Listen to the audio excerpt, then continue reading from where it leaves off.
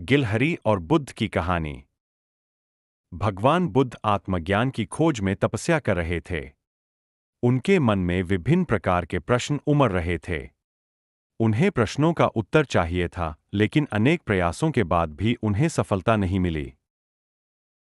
भगवान बुद्ध आत्मज्ञान की खोज में तपस्या कर रहे थे। उनके मन में विभिन्न प्रकार के प्रश्न उमड़ रहे थे।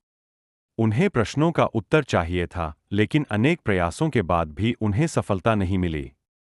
वे आत्मज्ञान की प्राप्ति के लिए कठोर तपस्या करने लगे। अनेक कष्ट सहन किए, कई स्थानों की यात्राएं की, परंतु जो समाधान उन्हें चाहिए था वह उन्हें मिला नहीं। एक दिन उनके मन में कुछ निराशा का संचार हुआ। सोचने लगे, धन, माया, मोह और संसार की समस्त वस्तुओं का भी त्याग कर दिया, फिर भी आत्मज्ञान की प्राप्ति नहीं हुई। क्या मैं कभी आत्मज्ञान प्राप्त कर सकूंगा? मुझे आगे क्या करना चाहिए? इसी प्रकार के अनेक प्रश्न बुद्ध के मन में उठ रहे थे।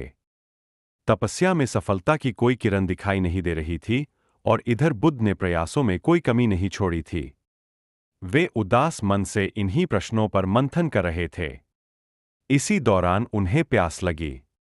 वे अपने आसन से उठे और जल पीने के लिए सरोवर के पास गए। वहां उन्होंने एक अद्भुत दृश्य देखा। एक गिलहरी मुंह में कोई फल लिए सरोवर के पास आई। फल उससे छूटकर सरोवर में गिर गया। गिलहरी ने देखा, फल पानी की गहराई में जा रहा है।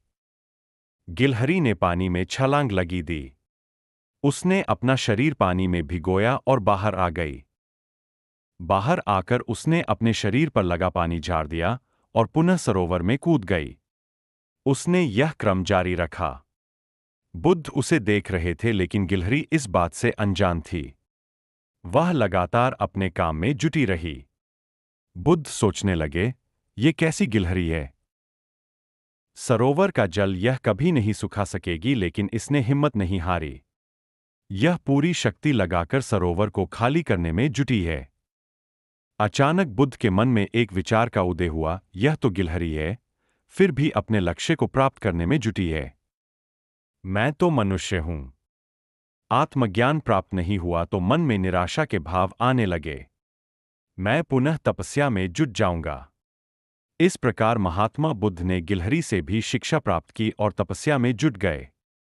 एक दिन उन्हें आत्मज्ञान प्राप्त हो गया और वे भगवान बुद्ध हो गए।